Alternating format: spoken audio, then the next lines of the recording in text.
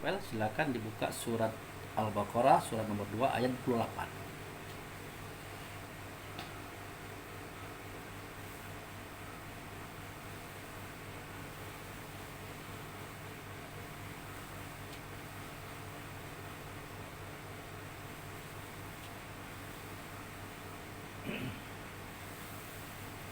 Bismillahirrahmanirrahim. Kaifa takfuruna billahi wa kuntum amwatan fa ahyaakum thumma yumitukum thumma yuhyikum thumma ilaihi turja'un. Bagaimana kamu ingkar kepada Allah, padahal kamu tadinya mati, lalu Dia menghidupkan kamu, kemudian Dia akan mematikan kamu, Dia akan menghidupkan kamu kembali, dan kepadanya lah kamu dikembalikan. Nah, ini paling terang ayatnya, Pak. Kaifa takfuruna billahi. Bagaimana sih kamu ingkar kepada Tuhan itu? Bagaimana kau bisa mendustakan Tuhan itu? Wa kuntum amwatan. Kamu kan mati. Artinya sebelum mati itu kan hidup, Pak. Fa ahyakum. Nah, ini hidup yang kedua kali nih, Pak. Tadi hidup yang pertama kan dia mati, Pak. Fa ahyakum. Maka aku hidupkan kamu. Suma yumitukum, aku matikan lagi. Suma yuhyukum, aku hidupkan lagi. Suma ilaihi turja'un. Inilah kunci, Pak. Kemudian kepada kamilah kamu itu kembali semestinya. Jadi kalau dia mati, berarti dia tadi hidup, Pak. Dihidupkan 2 kali kan, dimatikan lagi, dihidupkan lagi 3 kali. Pertanyaannya, waktu dihidup tuh tubuhnya tuh tubuh apa, Pak? Ganti-ganti. Kalau kita tidak berpikir, Pak, pasti kita katakan tubuh orang. Nah, ini kenapa harus Allah contohkan 3 kehidupan dan 3 kematian? Karena ya panjangnya, Pak. Kalau diuraikan segala-galanya, Pak, dari rumput, dari sayur buah, dimakan sapi, kemudian jadi manis sapi, jadi sapi lagi, panjang, Pak. Nah, itu. Jadi bagaimana cara kita tuh kembali, Pak? Summa ilaihi turja'un. Kemudian kepada kamilah kami itu semestinya kembali. Cak mana caranya, Pak? Karena kita sudah melalui proses hidup mati ini, Pak. Waktu jadi rumput sayur buah kita dimakan sapi, mati gitu, Pak. Tapi jadi daging sapi, Pak. Dan itu jadi sperma sapi.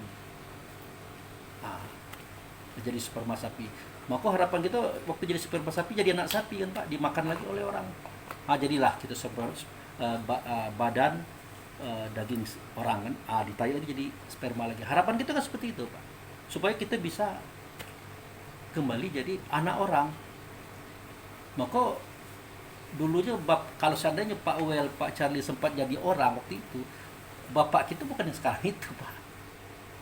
Mak kita bukan sekarang itu. Nah, itulah kenapa dulu Pak Abu mengatakan belajar adalah mengingat kembali sesuatu yang pernah kita ingat tapi kita lupa. Itulah arti belajar. Jadi banyak yang sudah kita lihat, kita dengar, kita rasakan dulu di bidang apapun. Nah, kita tidak tahu kita ini pernah jadi apa dulu. Apakah itu tuh ada faktanya, Pak Abu, secara real, secara Qur'annya? Ada. Pernah ada Pak Charlie dengan Pak Well dengar cerita tentang Bani Israel di zaman Nabi Daud, bahkan di zaman Nabi Musa pun ada.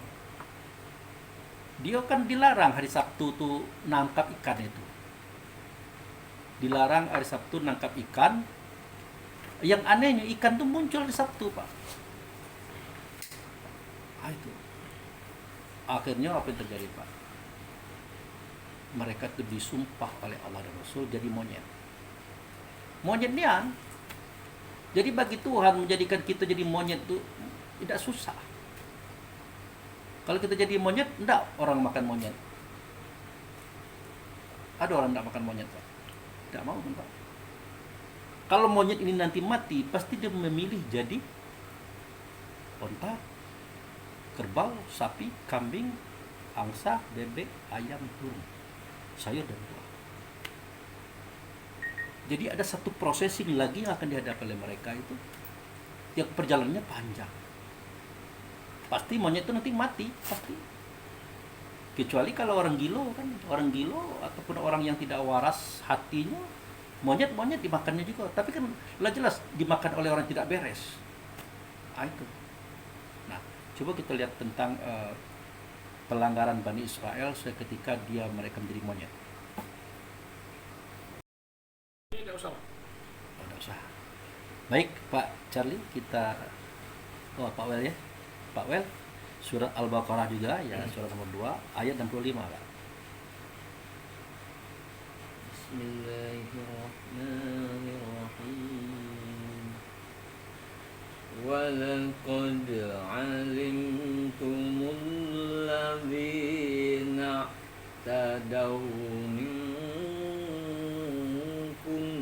fis sabti faqulna lahum kunu qiradatan khasi'in. Terus ayat berikutnya 66. فجعلناها نكالا لما بين يديها وما خلفها وموعظة للمتقين. Ya.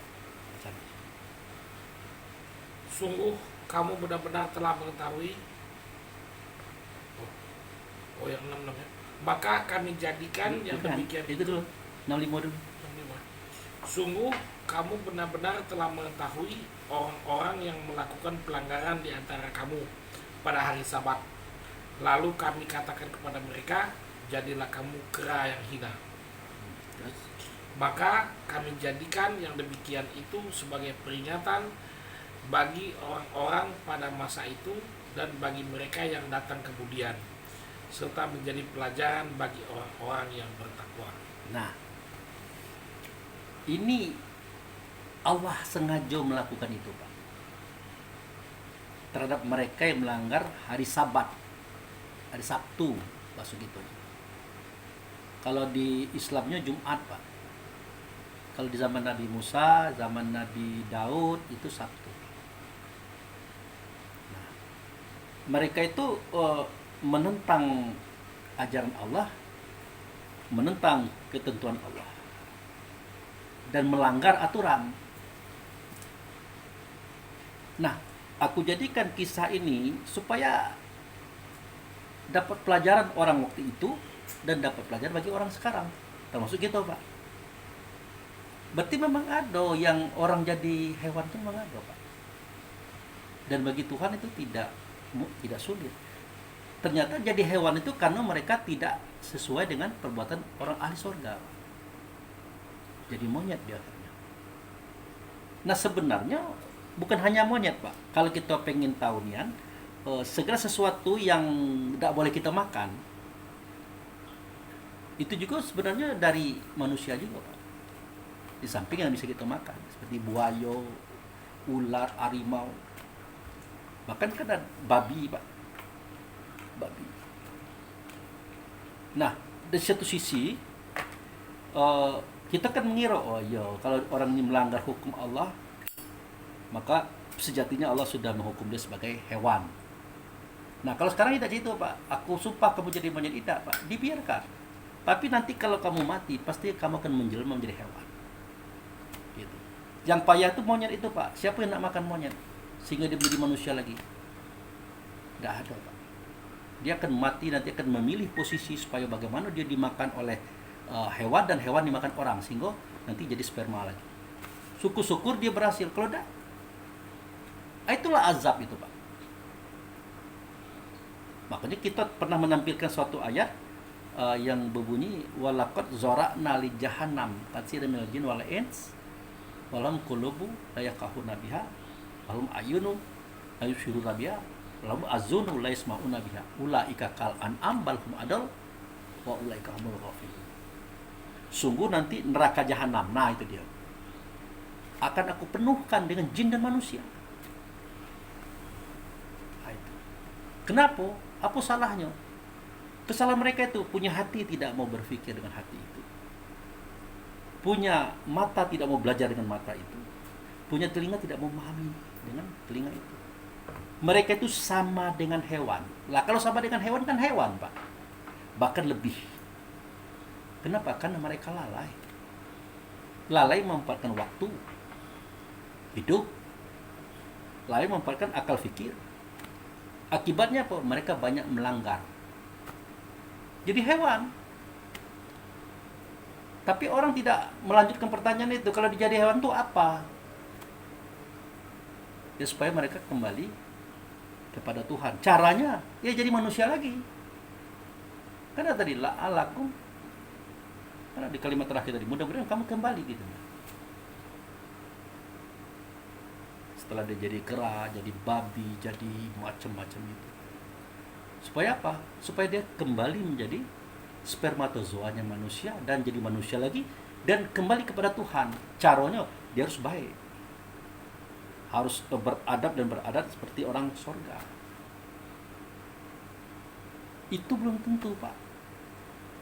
Bayangkan repotnya, Pak, waktu jadi buah, jadi sayur, dimakan oleh kambing, sapi, kerbau, onta. Bukan enak digigit di sapi itu, Pak. Kalau jadi sapi nanti bukan enak disembelih. Coba Bapak tengok di area haji itu. Kalau dapat ke orang yang kurang akalnya, diterjang, ditarik sampai patah-patah tuh. Sampai keluar air matanya, Pak. Sebegitu menderita dia jadi sapi. Memang ada syukurnya dia jadi sapi kan bakal dimakannya kayak Pak Charlie, kayak Pak Abu nih pula. Dapat upah motong misalnya kan. Nah itu. Jadilah sperma Pak Abu, sperma Charlie, spermanya Pak Wel. Tapi akankah aku jadi manusia nanti? Karena ini saingannya banyak. Nah, itu beratnya, Pak. Takutnya pecah langit, pecah bumi. Kita tidak jadi, Pak. Maka yang tadi di situ bangun karena terkejut dunia kiamat, yang di sini tidak pacak balik. Akhirnya di situ dilemparkan ke neraka, Pak. Yang di sini tinggal nyusul baik ke neraka. Maka dikatakan walaqad zara'na li jahannam. Kasihan jin wal ins. Sungguh aku penuhkan neraka jahanam dengan jin dan manusia. Artinya bentuk-bentuk mereka itu tidak seperti manusia, Pak. Pasti seperti hewan lalu. Gitu, Pak. Mengerikan memang. Nah, itulah ceritanya itu Pak Charlie, Pak Wel. Tapi sebelum kita tutup, kita buka dulu surat Al-Mu'minun sebagai penjelasan cak manenian bentuk perangai orang sungguh itu. Oke? Baik Pak Wel, surat Al-Mu'minun surat nomor 23 nanti dibaca ayatnya satu-satu, kita jelaskan satu-satu. Oke, silakan. Bismillahirrahmanirrahim. Qad aflahal mu'minun. Sungguh beruntunglah orang-orang mukmin. Nah, sungguh beruntunglah orang-orang yang beriman atau al-mu'min.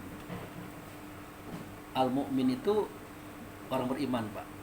Dia pernah melihat Tuhan, mendengar suara Tuhan, bersama Tuhan, berhadapan dengan Tuhan. Seketika ditanya oleh Tuhan, alastu birabbikum? Qalu bala syahidna. Jadi dia pernah berhadapan dengan Tuhan, bertemu dengan Tuhan, melihat Tuhannya. Ditanya oleh Tuhan, adakah tidak aku Tuhan kamu? Ya karena mereka melihat, mendengar berhadapan, mereka jawab, bala syahidna. Benar engkau Tuhan kami menyaksikan. Jadi orang mukmin ini adalah ruh, Pak. Apakah itu roh orang Islam, roh orang di luar Islam, Pokoknya itu adalah ruh. Nah, terus Pak Charlie, Pak Iwan.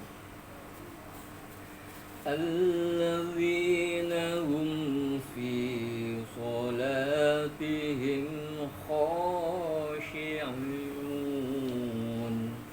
Yaitu orang-orang yang khusyuk dalam sholatnya. Nah, ini yang kita katakan tadi itu. Kalau dia tidak tahu apa itu sholat, apa itu sembahyang, bagaimana mungkin mereka itu menemukan sholat yang khusyuk? Sedangkan sholat yang khusyuk itu di surat Al-Baqarah ayat 45-46 dijelaskan. Wasta'inu bisobri wa sholat innaha lakabirah ilal khoshi'in. Meminta tolonglah kamu kepada Allah dengan sabar dan sholat. Sesungguhnya meminta tolong kepada Allah dan sabar dan sholat itu sangat berat, kecuali bagi mereka yang khusyuk. Beratnya di mana? Belajarnya itu, Pak. Mencapai pengetahuan itu. Belum lagi itu mencari guru yang akan menjelaskannya itu siapa gitu. Lah ada gurunya, belajarnya itu dari sekian belas orang tinggal 2 lagi. Saking beratnya itu, Pak. Nah, yang 2 ini yang bertahan karena dia mulai memahami maksud khusyuk itu. Maka masuklah ke ayat 46. Ternyata orang yang khusyuk itulah allazina yazununa mulaqu rabbihim wa annahum ilaihi raji'un. Orang yang khusyuk itu adalah orang yang punya zon, persangkaan bahwa rasa dirinya sudah menyatu dengan rasa Rasul dengan Allah, wujud serta Adam. Ini kalimat ini terucap dengan ilmu, dengan pengetahuan, Pak. Kalau tidak pacak ngomong ini. Itu. Annahum mulaqu rabbihim. Kalau itu sudah terjadi, berarti mereka sudah bertemu dengan Tuhan. Dicap lagi wa annahum ilaihi raji'un. Dan pada waktu itu mereka sudah kembali. Itu yang disebutkan matilah kamu sebelum mati, kembalilah kamu sebelum kembali. Artinya kita belum mati sudah dianggap mati, kita belum kembali sudah dianggap kembali. Artinya persiapan kita berangkat itu sudah oke. Dan ini adalah sholat tingkat tinggi. Kalau tingkat biasa kan jelas tuh. Wa min haitsu kharajata fawali wajhaka satrul haram wa min haitsu ma kuntum fawali wajhaka satra. Dari manapun kamu keluar hadaplah wajahmu ke Masjidil Haram. Itu metode. Sampai di situ fatahizu min maqama Ibrahim musalla, adalah maqam Ibrahim. Sampai situ falyabudu rabbah zid, tengoklah Ka'bah situ.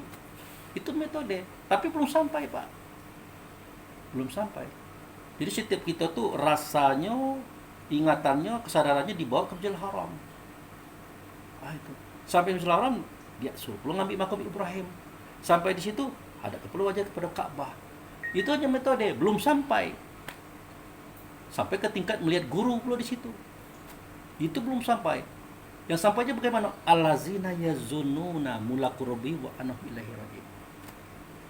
Mereka yang punya rasa bahwa rasa mereka sudah bertemu Rasul dan Allah, wujud serta Adam. Makanya kita enak, Pak Charlie. Kita bersyukur kepada Allah. Cak Pak Abu tadi ngimam dari Al-Fatihah 4 rakaat itu di Isya. Sudah tuh 8 rakaat di Tarawih, 3 di witir. Apa kita tidak berpikir ke lain? Ada kita berpikir ke yang lain, keluar ke tempat lain. Tapi kuncinya adalah mereka merasa bertemu dengan Allah Rasul, wujud serta Adam. Kita lah berhadapan dengan beliau. Cukup. Sekedar berhadapan dan kita merasa di depan dia. Walaupun kita kemana-mana, tapi kita merasa di depan dia. Itu sudah cukup. Dan itu dimaklumi. Pak Wel, Pak Charlie, sekarang kan ngadepin Pak Abu tuh. Apakah tidak terpikirkan yang lain? Ada. Mungkin terpikirkan kunci tadi atau apa. Apakah Pak Abu mempersoalkan? Tidak. Yang penting itu kan kita ada di sini dan kita berhadapan, kita berdiskusi. Begitu juga ayahanda Adam wujud serta Allah. Jadi pengertian khusyuk itu kata beliau ya tidak seperti yang dikatakan orang itu sampai tidak lagi tahu suara apa itu. Itu hilang ini tuh, hilang ingatan namanya. Hilang kesadaran, mabuk. Justru yang model itu tidak boleh. Khusyuk itu artinya adalah dalam kondisi sadar kita melakukan perbuatan. Mengenai masalah suara jangkrik, suara musik itu terdengar ya biasa normal. Itu. Nah itulah orang yang khusyuk. Nah kita bersyukur kita sudah masuk ke tingkat itu, Pak. Itu ada jaminannya di situ. Wa annahum mulaqu rabbihim. Dan saat itu sesungguhnya mereka sudah bertemu Tuhan. Ya kalau Allah udah ngomong itu udah yakinlah kita itu. wa anhum ilaihi rajiun. Dan pada saat itu dia sudah kembali, ya sudah. Kita badan masih ada, beliau di situ belum bangun, dunia belum kiamat, tapi Allah mengatakan kita sudah kembali. Kalau ini metodenya, sebenarnya agama itu dikatakan berat-berat, dikatakan ringan. Kalau inilah metodenya, kita sudah kembali. Tapi kan untuk sampai seperti ini kan berapa tahun Pak Cali? 2 tahun. 2 tahun kan Pak? Nah, nantilah kita berbicara orang lain. Kita cerok kita dulu. Itu. Terus ayat ketiga Pak Feldi. والذين هم عن اللغو معرضون. Orang-orang yang meninggalkan perbuatan dan perkataan yang tidak berguna. Nah, jadi suara kata dan perbuatan yang tidak berguna itu adalah suara kata perbuatan yang tidak Allah Rasul ridho. Itu aja, sederhana aja. Karena begini, kalau kita cerita tentang suara dan kata, nanti kebingungan kita mencari kriterianya. Bergurau itu Pak, bergurau itu kan apa ya, kata-kata yang dibuat-buat. Nah, tapi saudara kita senang, bahagia. Nah, itu bukan termasuk kata-kata yang lawa, bukan termasuk kata-kata yang tidak berguna. Itu berguna, menyenangkan hati kawan. Nah, gitu. Jadi orang-orang yang meninggalkan perkataan atau perbuatan tidak berguna itu artinya suara, kata, dan perbuatannya persis seperti yang Allah dan Rasul kehendaki. Apapun bentuk perbuatannya, kalau memberikan manfaat kepada orang lain, ya sudah oke. Aja itu. Jadi kita tidak terlalu payah memilah-milah kan.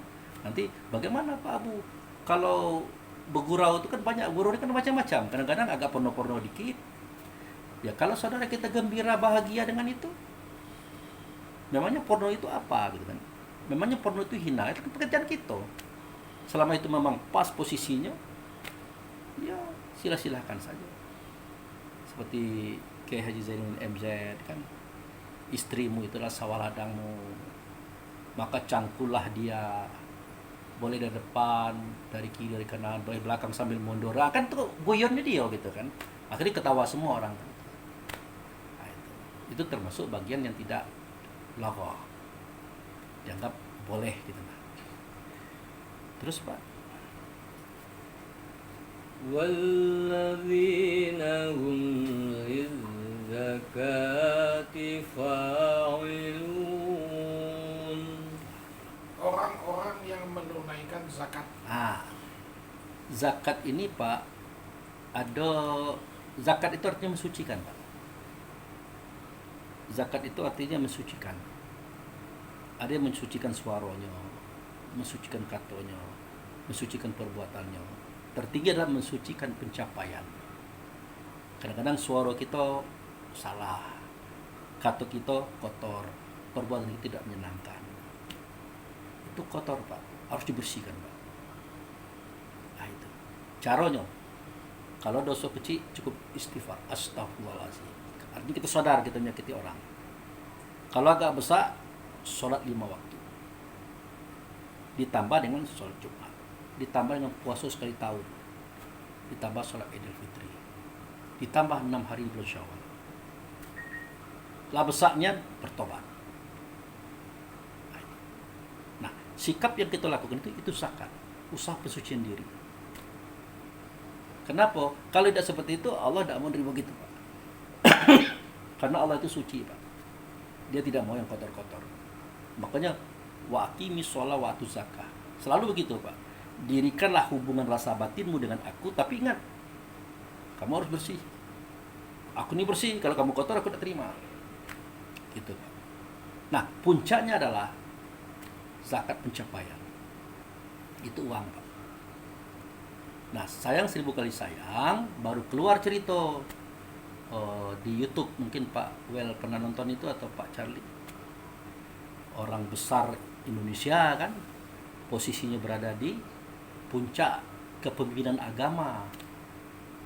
Nah, menteri daripada agama itu sendiri mengatakan mengatakan bahwa zakat itu kalau perlu direvisi karena itu tidak populer. Sudah dengar tuh Pak? Sudah dengar Pak Charlie? Nah, kita tidak sebut nama kan? Nah, ini kasihan kita. Beliau ini kan imam masjid nasional Pak. Diangkatlah jadi menteri. Tiba-tiba dia ngomong kayak gitu. Padahal di zaman Nabi Muhammad zakat itu diangkat betul. Karena dari zakat inilah nanti kita bisa membantu saudara kita, membantu perjuangan kita. Sampai-sampai para kelompok Nabi palsu tadi, salah satu sebab kenapa diperangi oleh Abu Bakar karena dia tidak mau bayar zakat itu. Karena zakat itulah kunci perjuangan. Gitu Pak. Nah, jadi mereka itu mensucikan suaranya, katanya, perbuatannya, pencapaiannya itu uangnya, hartanya. Tuh. Terus Pak? والذين هم لفروجهم حافظون. Dan orang-orang yang menjaga kemaluannya. Nah, itu dia. Kenapa kemaluan yang dibicarakan? Karena ada dorongan syahwat dari ratusan juta ekor spermatozoa yang ada pada dirinya. Supaya dia dikeluarkan gitu nah. Dimasukkan ke dalam rahim perempuan supaya bertemu dengan telur perempuan. Maka setiap keinginan itu selalu aja arahnya ke kemaluan kita dan kemaluan perempuan. Dijaga itu, jangan sampai tidak dijaga. Dijaga. Nah kan kebanyakan di kita kan tidak dijaga. Kapan dia selera, siapa yang ngadu situ, situlah. Dan itu tidak termasuk bagian ahli surga. Terus Pak, ayat 6. إلا على أزواجهم أو ما ملكت أيمانهم فإنهم غير ملومين. Kecuali terhadap istri-istri mereka atau hamba sahaya yang mereka miliki. Sesungguhnya mereka tidak tercela karena menggaulinya. Nah, jadi jika syahwat itu naik, itu kodrat Pak. Karena dalam diri kita ada spermatozoa. Sperma ini yang mendesak Pak. Sperma ini yang mendesak. Dia minta dikeluarkan, disalurkan ke situ. Nah, itu. Karena itu banyak ada dalam diri kita. Kita kan kita tertarik dengan perempuan kenapa? Kita timbul syahwat dengan perempuan kenapa? Selama tidak tahu gitu. Rupanya beliau-beliau dan tulang-tulang ini yang ada pada posisi penis kita itu yang mendorong supaya mereka itu dikeluarkan, disalurkan ke situ. Jadi tanpa ketertarikan kita dengan perempuan, bentuk dan rupanya perempuan, tanpa adanya rasa seks pada diri kita, itu tidak akan terjadi. Makanya sebab terjadinya rasa seksualitas pada diri seseorang atau sepasang orang itu karena didorong oleh spermatozoa yang ada pada dirinya. Bagi perempuan ovumnya itu Pak, ovumnya itu minta dibuahi Pak, gelisah dia Pak, gitu Pak. Jadi kita kan tahu, oh itu masalahnya, kenapa tiba-tiba aku ini merangsang gitu, karena desakan itu. Nah kalau kita lah tahu ilmunya, kita kasih tahu, kau sabar dulu, aku ini belum berduit, nak begini nih, nah gitu. Tapi kalau kita sudah berduit lah begini, di luar teraso balik cari orang rumah, cari bini. Nah rasa-rasa nak tukar-tukar selero ada tak kita punya budak ini Pak tidak dinikahkan pun boleh. Makanya di kalimat terakhir tadi apa? Fa innahum ghairu malumin. Nah, apa artinya Pak Jali? Sesungguhnya mereka tidak tercela karena menggaulinya. Atau hamba sahaya yang mereka miliki. Sehingga mereka tidak tercela karena menggaulinya. Jadi tidak tercela karena memang statusnya budak.